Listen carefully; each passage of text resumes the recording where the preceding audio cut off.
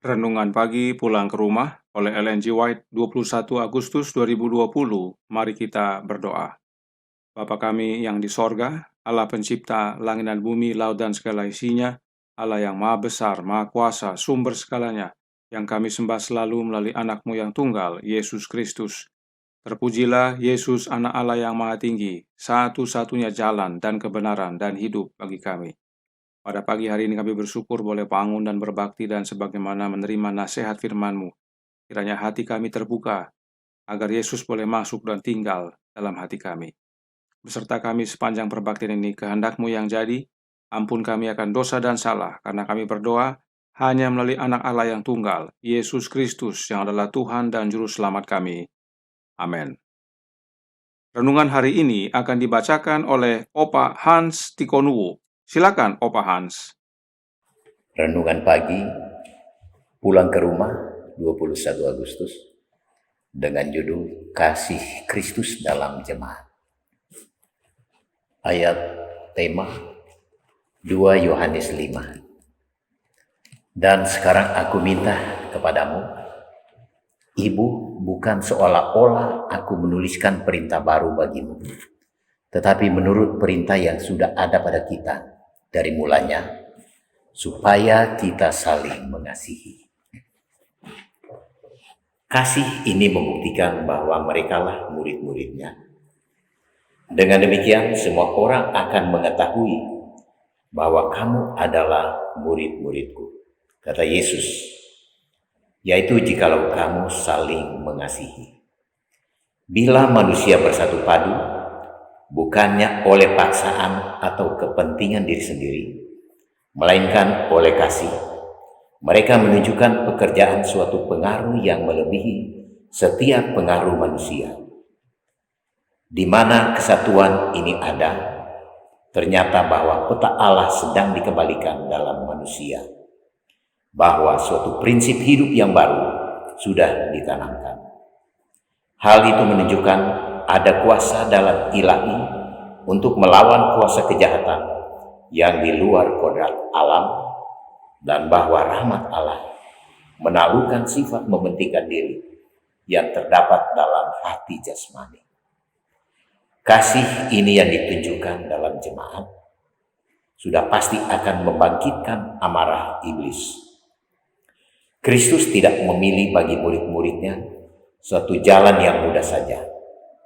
Jikalau dunia membenci kamu, katanya, ingatlah bahwa ia telah lebih dahulu membenci aku daripada kamu.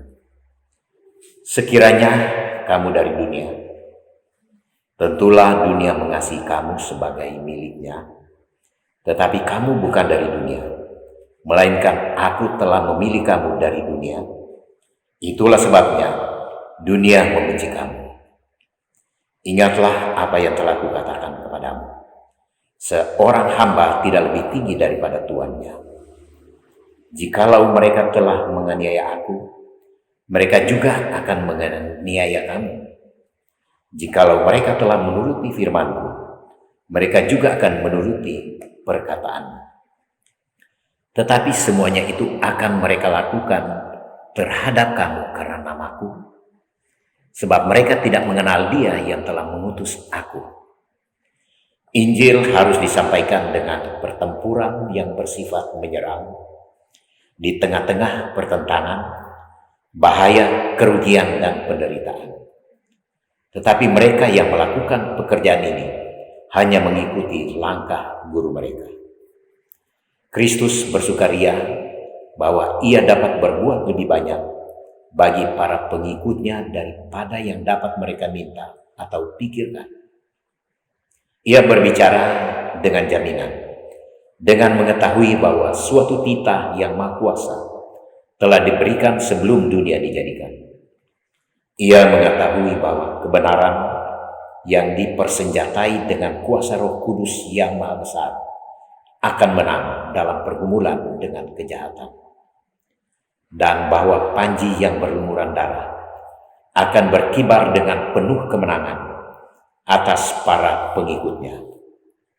Ia mengetahui bahwa kehidupan murid-muridnya yang percaya akan menjadi seperti kehidupannya, suatu rentetan kemenangan yang terus-menerus tidak kelihatan sedemikian di dunia ini, tetapi diakui dalam keadaan demikian dalam dunia yang akan datang.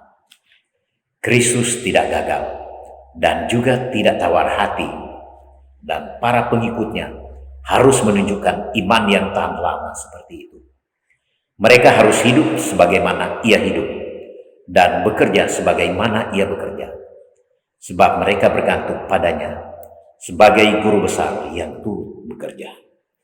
Alfa dan Omega, jilid 6, halaman 322 hingga 324. Terima kasih. Terima kasih atas penata layanan Opa Hans. Tuhan Yesus memberkati. Saudaraku dalam Tuhan, renungan hari ini dikutip dari buku Kerinduan Segala Zaman, bab 73, di mana Roh Nubuat menjelaskan tentang Yohanes 14, 15, 16, dan 17. Kita semua sudah tahu bahwa dalam Yohanes 14 sampai 17, Yesus berbicara tentang penolong yang lain, yang disebut juga penghibur. Nah, apa hubungannya penghibur dengan kasih Kristus dalam jemaat? Dalam bab 73 tersebut, Nyonya White mengutip ayat berikut ini. Yohanes 15 ayat 17 yang berkata, "Inilah perintahku kepadamu, kasihilah seorang akan yang lain." Nyonya White menuliskan dalam bab 73 tersebut bahwa kerinduan besar yang dinyatakan oleh Kristus bagi mereka ialah agar mereka saling mengasihi sebagaimana Ia telah mengasihi mereka. Hal ini berulang-ulang kali Yesus nyatakan kepada murid-muridnya. Dan jangan lupa bahwa Yohanes pasal 15 berbicara tentang pokok anggur yang benar. Dan Roh Nubuat menjelaskan dalam pelajaran sebelumnya bahwa persatuan hanya diperoleh dengan cara bersatu dengan pokok anggur yang benar. Bila kita semua bersatu dengan pokok anggur yang benar, maka kita dipersatukan dengan yang lain dalam jemaat. Karenanya, persatuan sejati hanya terdapat di dalam Yesus. Ini fondasi penting dalam kita memahami kasih Kristus dalam jemaat. Perhatikan, Nyonya White menuliskan dalam buku yang sama dan bab yang sama, Kerinduan Segala Zaman, bab 73, halaman 321, paragraf 2, berbunyi, "Selama setiap jam Kristus tinggal di bumi, kasih Allah mengalir dari Dia dalam aliran yang tidak dapat ditahan-tahan. Semua orang yang dipenuhi dengan Roh-Nya akan mengasihi sebagaimana Ia mengasihi. Prinsip yang mendorong Kristus akan mendorong mereka dalam perlakuan mereka satu dengan yang lain." Saudaraku dalam Tuhan, renungkan kutipan ini. Kenapa? Karena sudah begitu banyak orang yang dibingungkan, sehingga kita tidak melihat kebenaran sejati yang mudah dipahami. Yesus berkata dalam Yohanes 14 ayat 6 yang berbunyi, kata Yesus kepadanya, "Akulah jalan dan kebenaran dan hidup. Tidak ada seorang pun yang datang kepada Bapa kalau tidak melalui aku." Yesuslah jalan, dan itu sebabnya Dia berkata, tidak ada seorang pun yang datang kepada Bapa kalau tidak melalui Yesus. Ini kebenaran yang sederhana dan mudah dipahami. Artinya, tidak ada jalan yang lain kepada Bapa. Hanya satu jalan kepada Bapa, yaitu Anaknya, Yesus Kristus. Itu sebabnya kasih Allah mengalir hanya melalui Anaknya, yaitu Yesus Kristus, kepada umatnya. Bagaimana caranya? Mari kita baca kembali kutipan tersebut. Kerinduan Segala Zaman, buku kedua, bab 73, halaman 321, paragraf 2. Kita lihat yang berwarna kuning. Semua orang yang dipenuhi dengan Roh-Nya akan mengasihi sebagaimana Ia mengasihi. Kita menerima kasih Allah dengan menerima kepenuhan Roh-Nya Kristus. Kasih Allah mengalir dari Yesus dalam aliran yang tidak dapat ditahan-tahan, dan itu dapat kita terima dengan menerima kehadiran Roh-Nya dalam hidup kita. Nah, apakah Roh-Nya Kristus itu disebut juga penghibur? Alfa dan Omega, jilid 7, halaman 41, paragraf 3, menyatakan, janji Roh Kudus tidak terbatas pada satu zaman atau bangsa. Kristus menyatakan bahwa pengaruh ilahi dari Roh-Nya harus menyertai para pengikutnya sampai kesudahan. Sejak hari Pentakosta sampai waktu ini, penghibur itu telah dikirim kepada semua orang yang menyerahkan diri mereka kepada Tuhan dan kepada pekerjaannya. Dari tulisan ini sungguh amat jelas bahwa penghibur itu adalah Yesus Kristus, yaitu Roh-Nya yang diberikan tidak terbatas pada zaman atau bangsa.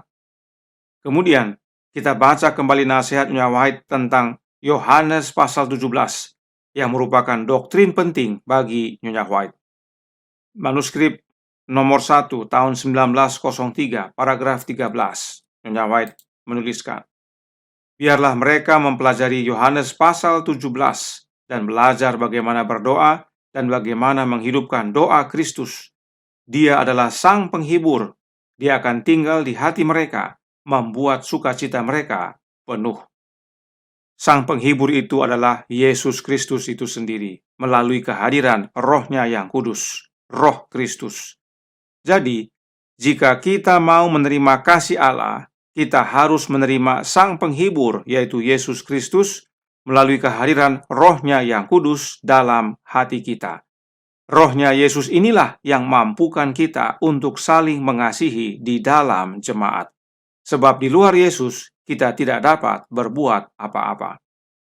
Dan kalimat pertama renungan hari ini adalah kelanjutan penjelasan tentang kasih Allah tersebut, bahwa bila kita memiliki kasih Allah, yaitu dengan memiliki kepenuhan Roh Kristus dalam hidup kita, maka itu adalah bukti bahwa kita adalah murid-murid Yesus. Inilah pentingnya kita memiliki dasar yang benar dalam membaca Yohanes 14, 15, 16, dan 17. Dasarnya adalah bahwa tidak ada seorang pun yang datang kepada Bapa kalau tidak melalui Yesus. Jadi, semua penjelasan dalam Yohanes 14, 15, 16, dan 17 adalah bagaimana Allah, yaitu Bapa, dapat hadir dalam hidup kita, dan itu hanya melalui anaknya, Yesus Kristus. Sebutan penolong yang lain, penghibur, Roh Kudus, Roh kebenaran, pokok anggur yang benar, adalah bentuk kata ganti ketiga atau third person untuk Yesus Kristus. Sebab semuanya hanya tentang Yesus, karena hanya satu jalan kepada Bapa, yaitu anaknya. Mengapa begitu penting kasih Kristus ini dalam jemaat? Renungan hari ini menyatakan dalam Pulang ke Rumah, halaman 250, paragraf pertama, yang berkata, di mana kesatuan ini ada, ternyata bahwa peta Allah sedang dikembalikan dalam manusia, bahwa suatu prinsip hidup yang baru sudah ditanamkan. Kasih Allah yang mengalir melalui Yesus kepada kita mempersatukan kita sebagai umat-Nya. Sebab oleh kasih Allah itu kita menjadi saling mengasihi dalam jemaat. Nah, persatuan dalam kasih Allah ini mengembalikan gambar Allah dalam manusia. Suatu prinsip baru ditanamkan. Yang lama sudah berlalu, sesungguhnya yang baru sudah datang. Pertanyaan, siapa yang tanamkan suatu prinsip yang baru tersebut dalam hidup kita? That I may know him, halaman 336, paragraf 5, Nyonya White menjelaskan. Kristus Sang Pemulih menanamkan prinsip baru kehidupan di dalam jiwa, dan tanaman itu tumbuh dan menghasilkan buah. Kasih karunia Kristus memurnikan, sementara itu mengampuni dan melayakkan manusia untuk surga yang kudus. Kristuslah yang menanamkan prinsip baru tersebut melalui kehadiran Roh-Nya yang kudus, dan prinsip baru itu memulihkan peta Allah dalam hidup kita. Perhatikan prinsip baru yang Yesus tanamkan bertumbuh dan menghasilkan buah. Bukankah ini selaras dengan Yohanes pasal 15 ayat 4 dan 5 yang berkata, tinggallah di dalam aku dan aku di dalam kamu. Sama seperti ranting tidak dapat berbuah dari dirinya sendiri kalau ia tidak tinggal pada pokok anggur, demikian juga kamu tidak berbuah jikalau kamu tidak tinggal di dalam aku. Akulah pokok anggur dan kamulah ranting-rantingnya. Barang siapa tinggal di dalam aku dan aku di dalam dia, ia berbuah banyak. Sebab di luar aku kamu tidak dapat berbuat apa-apa. Jelas sekali. Bagaimana caranya untuk tinggal dalam Yesus? Dengan menerima kehadiran Roh-Nya tinggal dalam hati kita. Karenanya, hanya satu cara, satu jalan untuk memiliki kasih Kristus di dalam jemaat, yaitu dengan menerima Roh Kristus tinggal di dalam hati kita. Buka pintu hati kita saat Yesus mengetuk. Nah, apakah dengan memiliki kasih Kristus kita aman-aman saja? Oh tidak. Renungan hari ini katakan iblis marah. Kita akan alami aniaya. Tetapi jangan takut. Dalam buku Kerinduan Segala Zaman dan masih dalam bab yang sama, bab 73, Nyonya White menuliskan kalimat yang menguatkan yang sebenarnya merupakan bagian dari paragraf akhir renungan hari ini. Mari kita baca Kerinduan Segala Zaman buku kedua, bab 73, halaman 324, paragraf 2, yang berkata, "Semuanya ini kukatakan kepadamu," katanya, "supaya kamu beroleh damai sejahtera dalam aku. Dalam dunia kamu menderita penganiayaan, tetapi kuatkanlah hatimu, aku telah mengalahkan dunia." Kristus tidak gagal dan juga tidak tawar hati, dan para pengikutnya harus menunjukkan iman yang tahan lama seperti itu. Mereka harus hidup sebagaimana ia hidup dan bekerja sebagaimana ia bekerja, sebab mereka bergantung padanya sebagai guru besar yang turut bekerja. Yang warna biru muda adalah kalimat yang dikutip dalam renungan hari ini. Yang warna kuning adalah satu kesatuan dengan yang warna biru. Ada baiknya dikutip bersama-sama. Perhatikan, kita tidak perlu takut, sebab Yesus telah kalahkan dunia. Penguasa dunia ini Yesus telah kalahkan. Karenanya, hiduplah dalam kasih Yesus dengan menerima Roh-Nya yang kudus dalam hidup kita, Roh Kristus, dan tidak perlu takut.